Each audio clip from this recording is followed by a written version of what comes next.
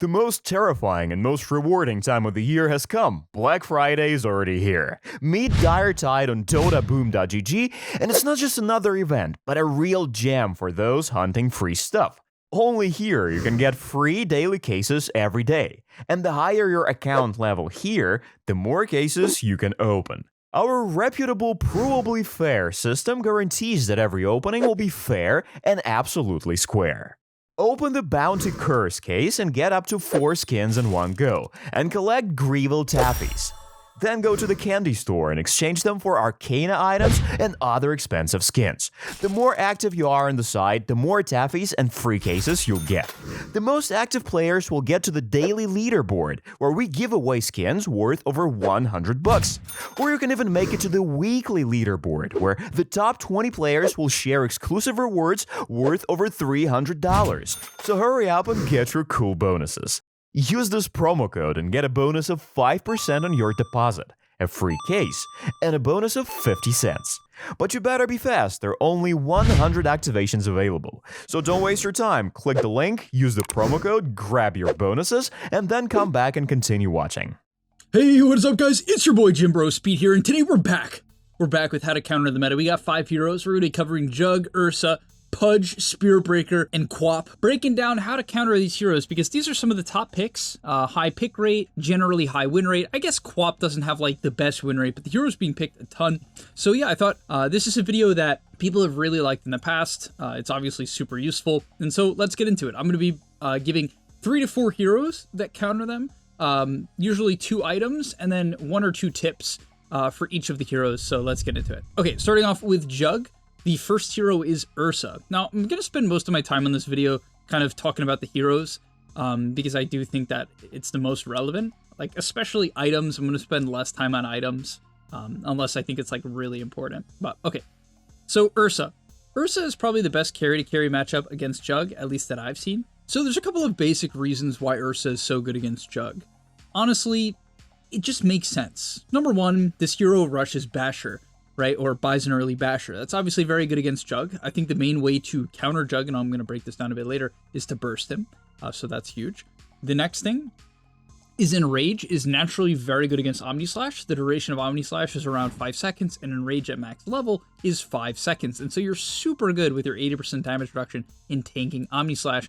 And then from there, you build up stacks even during his spin. So you're one of those heroes that can kill him even while he's spinning or after he spins very efficiently, right? As Ursa cannot be dispelled, the E cannot be dispelled. So just a super good matchup, probably the best carry-to-carry matchup in the game against Jug. Next up is Spearbreaker. I think as a support, this is one of the best.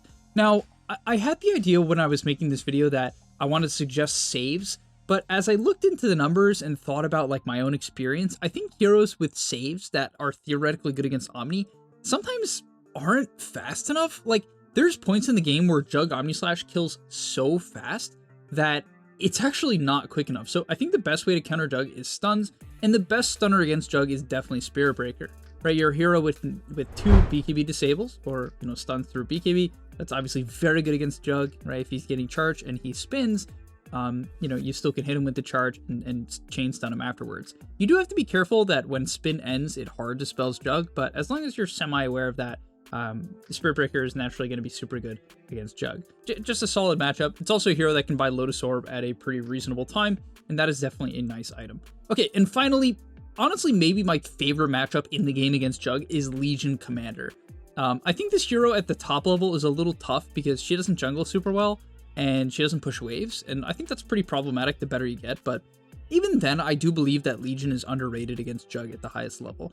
The lane is naturally very good. You kind of just out-trade him.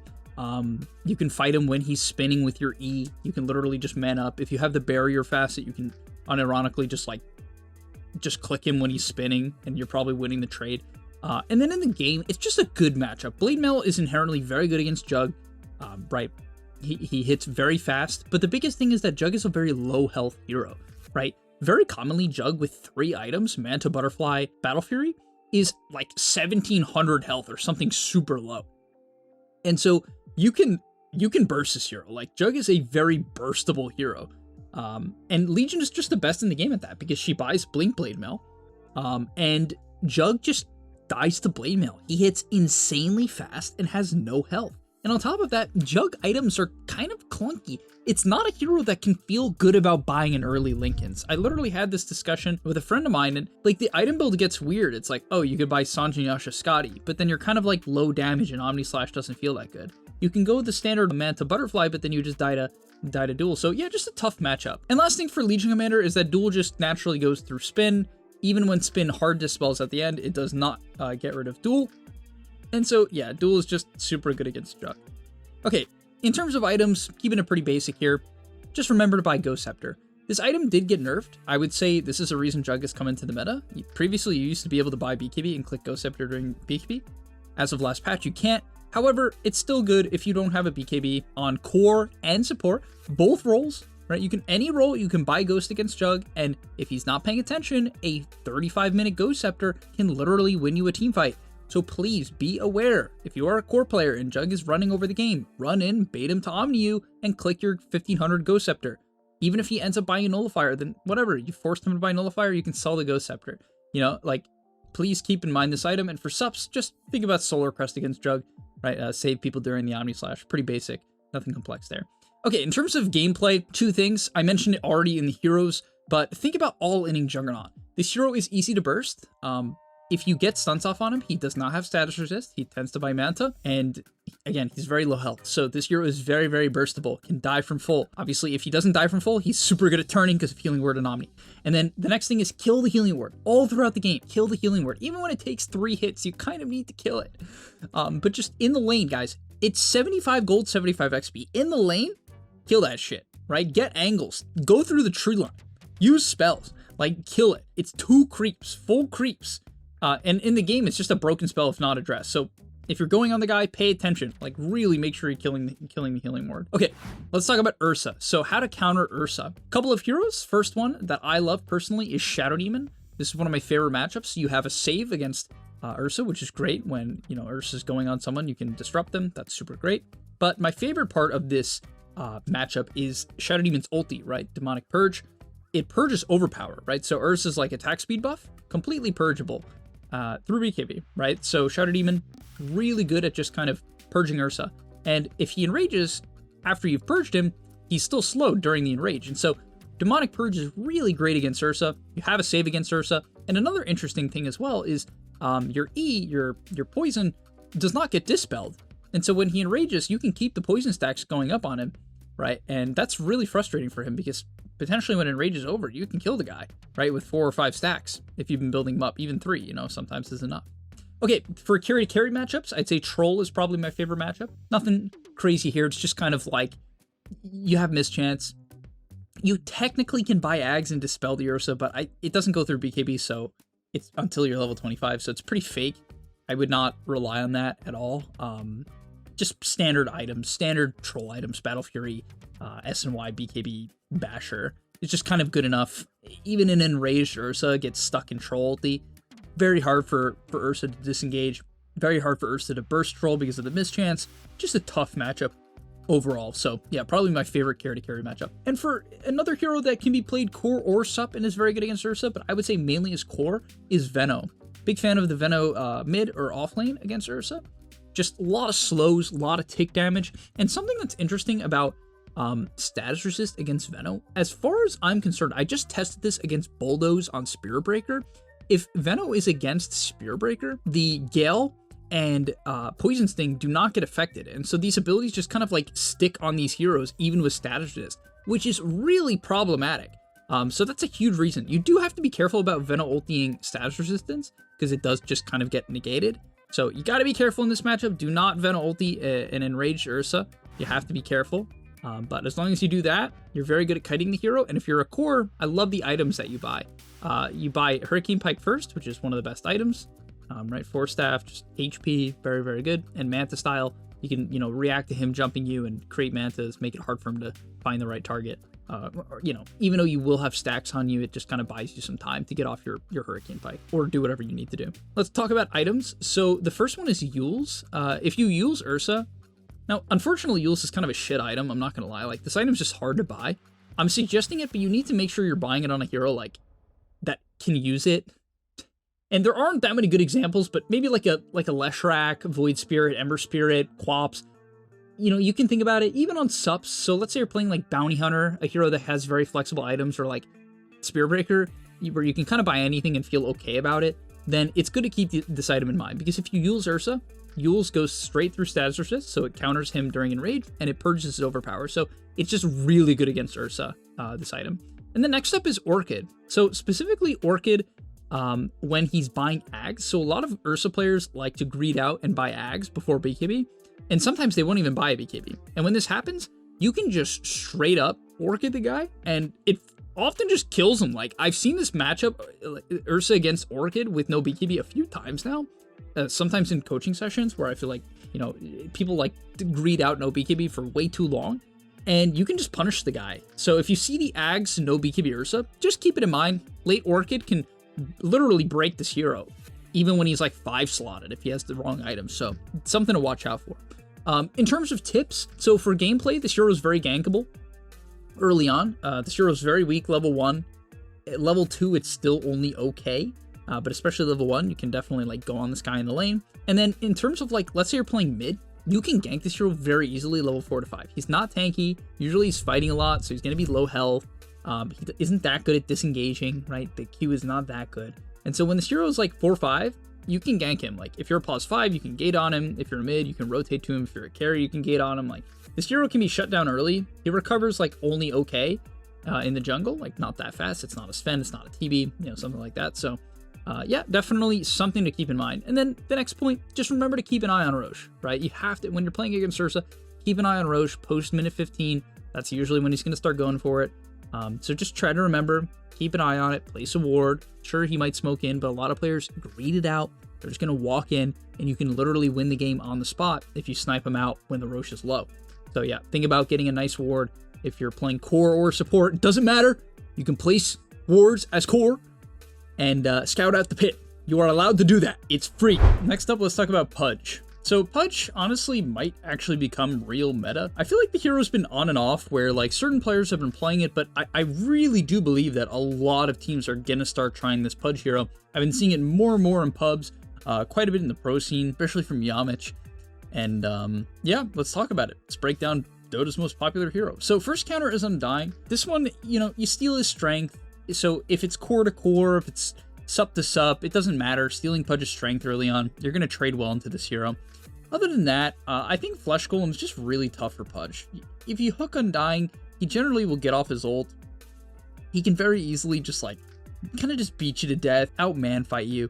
And also, if it's a support Undying, even if it's offlane, but if it's support Undying, something you can do is buy Shard and put people in a tombstone if they're getting dismembered, which you can buy Blink Shard and really save people from poke. So can be pretty practical. Definitely some interesting things there. But yeah, this matchup's just solid.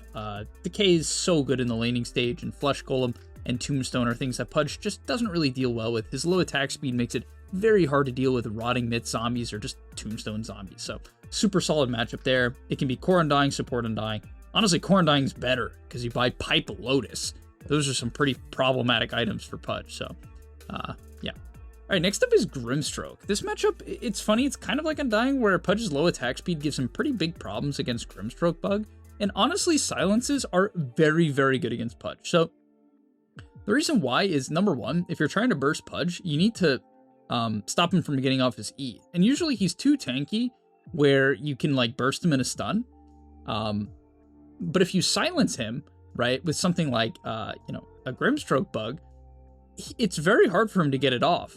And he can't get off Flesh Heap. And so it's a big thing, right? Really, silencing Pudge is a huge deal. Now, other than that, there's a few other reasons. The main other reason I would say is the ulti from Grimstroke is pretty good. Pudge is very reliant on BKB, especially if it's core Pudge.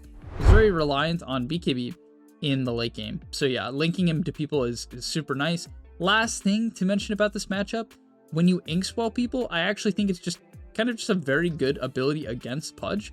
You sort of just put it on some guy, some frontliner when he jumps in, and if Pudge tries to dismember, you can very easily pop the E, right, detonate it if you have that facet, or it will just explode eventually. So it kind of lets people go into the backline with this weird, like, dismember cancel, you know, like certain core heroes that otherwise would get dismembered through BKB, you can just, like, stop them from doing that. So pretty cool. A lot of interesting stuff there. Next up is Slaughter. It's just minus armor is good. Again, BKB control, pretty important. But yeah, I would say the main thing here is just the amp damage, the minus armor, very problematic. Pudge doesn't have an armor item on sup or core, usually to like 4th item at times. So this matchup is just hard for that reason. Okay, next up, let's talk about items. So if you're against support Pudge, I'm going to quickly recommend buying drums. Oddly enough, I think the ability to get into the fight quickly is very good against sup Pudge. You don't want these long, drawn-out fights. He'll just kind of find hook after hook, kind of drag your team out of position. And so buying drums is a really good way to make sure that your team can get into the fight. This is obviously pretty theoretical, but I do believe it's a good idea, and you can't go wrong with drums in general. So yeah, definitely consider it against sup Pudge to get into the fight, and or even just be able to get to whoever you need to save or help out if they do get hooked.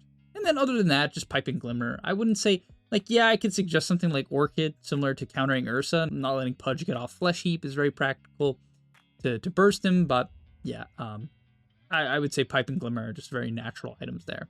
Okay, let's talk about tips. So pre-game, you got to convince your team to late smoke. So basically, you want to try to buy a smoke on any roll, but obviously best on sup.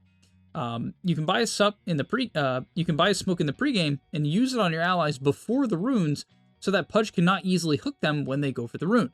Right? It makes it very, well, you just can't see them. Or you can even 4 or 5 mana rune, and if he does hook someone, you can all jump the Pudge.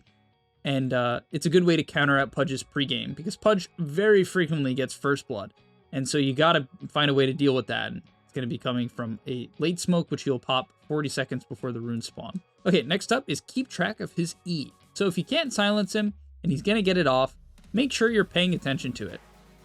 Flesh Heap is a very misunderstood ability, or hard to play around ability. For instance, Quap's ultimate is blocked almost entirely by Pudgy if he has points in it. So you should just like not ulti him on Quap if his E is up. So you have to track it, and if you click on him, you can see the duration of it, right? And this is something I'm very aware of.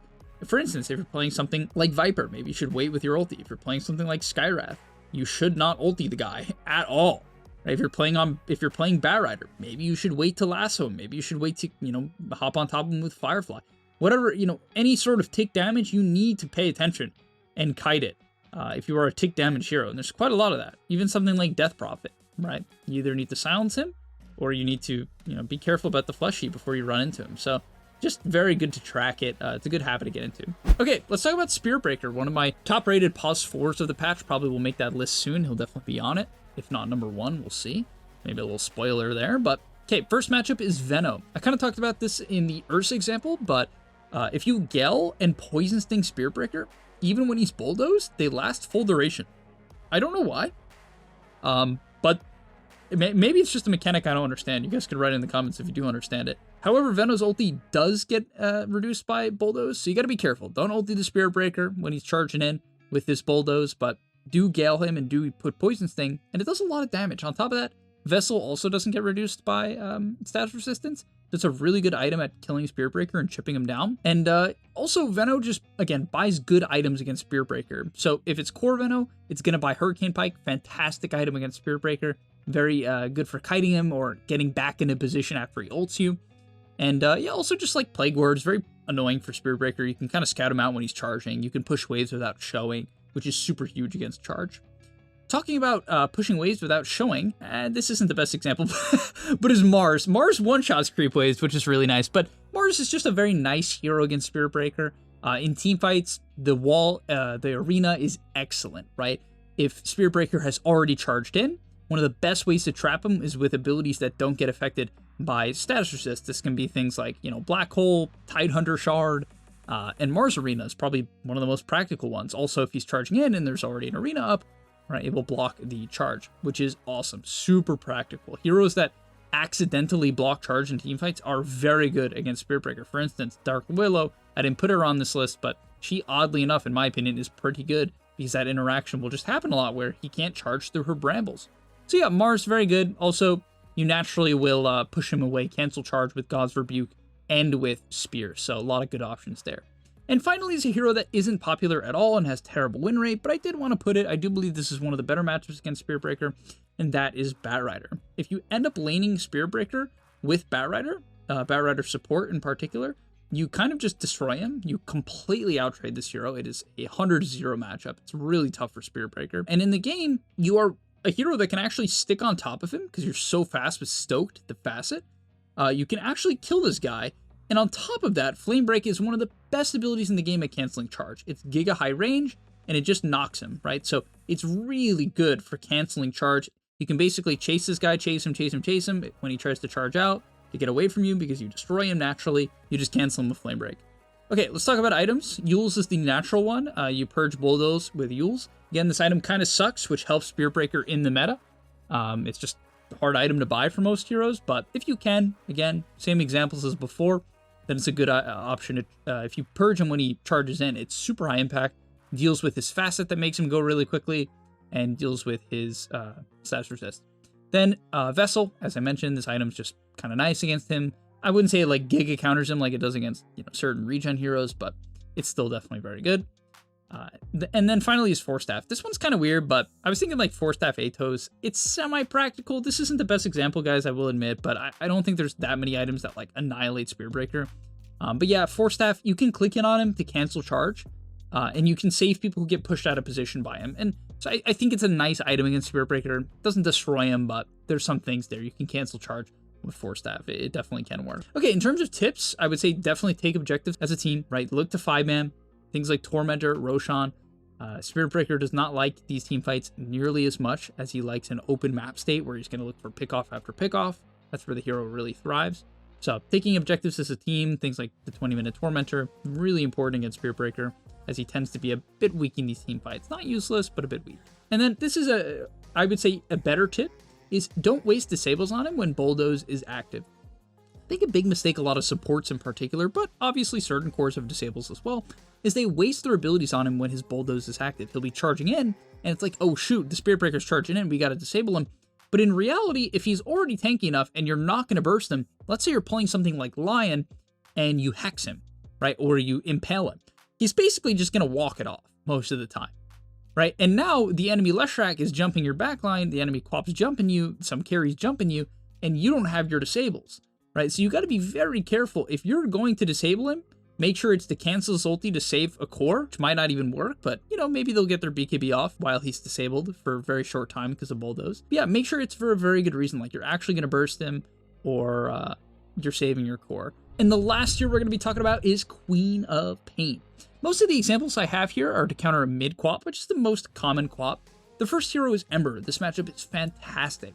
First of all, Sleight of Fist is very good against Dagger. You can dodge it.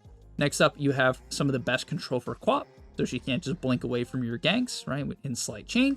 Flame Guard, obviously naturally very good against Quap for a couple reasons. You block magic damage, but also in general, you're a hero that pushes the wave into Quap, and in the early game, slow range heroes don't like that. So the laning of Ember, inherently very good against Quap. And then the last thing is you rush a Mage Slayer. You can, and you definitely should against Quap, and that item on Ember is really good, and it's very good against Quap. So this matchup has a lot going. I would say it's probably the best matchup, in my opinion, against Quap, and one of the best in the game. Next up is Puck. Similar to Ember, you can dodge Dagger. You have Dream Coil to catch her, so a lot of similar things to Ember, frankly. And a big thing about Puck as well is you can dodge most of Quap. You can dodge the ulti damage, the E, the Q, and you have a Silence and Coil. This is just one of the better Dota matchups in the game. Frankly, Puck has a lot going for it against Quap. Next up is Huskar. This one's kind of funny, but funny enough, you actually have a disable for Quap. You have a Silence, and then you take the Cauterize Facet, and you can Purge Dagger. You also obviously have Magic Resist. You gotta be a little bit careful. Quap's ulti is pure, but in general, this matchup is very favorable. You hop on top of her, silence her, you have Magic Resist, you completely beat her in lane. This matchup is very favorable for Huskar, from what I've heard and from what I've seen. And yeah, last hero was Pugna. So Pugna is a support, big fan, simple counter here. You put down a Nether Ward. Like, this has been the case for a while. Quap's spells cost so much mana that a simple Pugna Ward is very problematic for Quap. Simple as that. Life Drain is also actually very good. If she blinks and tries to kill you, you're a hero that can easily defend themselves with Siphoning War, Nether Ward, and Life Drain. Okay, talking about items, there's a couple here. Glimmer, Pipe, pretty basic. Mage Slayer, most heroes can't buy it, but some can. Even something like a Void Spirit I think can consider it in this matchup. I do believe it is good enough in some cases. And then finally is Mech. I think Quap does so much AoE damage that you can consider buying it on the heroes that like sometimes can. Heroes like Rubik, obviously something like Chen, Io, stuff like that. Okay, let's get into the tips. First of all, contest power runes. Quap uses power runes very well. Most high mobility mid heroes just can take advantage of things like DD, Arcane way too well. So you gotta contest runes. Plus, on the note of contesting runes, things like water runes and the power runes, this hero has really big mana problems. Her spells, again, I mentioned on the Pugna note, are very mana intensive. And so if you can shut down her runes, you're gonna really slow down her game, like really slow down her game. So you gotta contest power runes and water runes. 4-mana water rune can be huge against Quap. This hero really has mana problems. Next point is to pay attention to her items and skill build. I think in general, it's just good to be aware. For instance, if she's rushing Dagon, it's like really good as a sup to buy a Glimmer, so you don't get one-shot by her. Here you can save your allies. If she's buying Blade Mail, sometimes it's nice to have a Vessel against that build. If she's like the Bondage Facet, you can buy, that on certain sups and deal with a bit of the healing she gets. But more importantly is just to kind of like kite the Blade Mail. If she's buying a Blade Mail, if it's a Blade Mail Quap, you need to be aware of that and just like really not blow your spells into it, because that is what she wants. And the last point here is if she's doing a lot of damage, so let's say it's like a level 10 Quap, you need to pay attention to the skill build, because sometimes people will go max dagger, max scream, 1 point and blink. And when that's the case, this is something pros are aware of when Quaps have low level blink, and they'll chase her for longer, right? Because the ability goes, I think, from 13 seconds to level 1 to down to 6. So, right, and this hero is very slow. It's a 290 movement speed range hero. So naturally very slow hero, like most range heroes. And so if she blinks in and doesn't have, and she's doing a lot of damage with her spells, you can clearly tell she has low points and blink. It might be worth chasing her a bit further, even if you think you might not catch her if she was to blink away. She probably just doesn't have it up. So yeah, that's something to look out for. All right, thank you guys so much for watching this video from Jim Speed. Hopefully you enjoyed. Hopefully you learned a lot about the meta counters. If you did, smash the like button, subscribe to the channel, and I'll see you in the next one. Peace.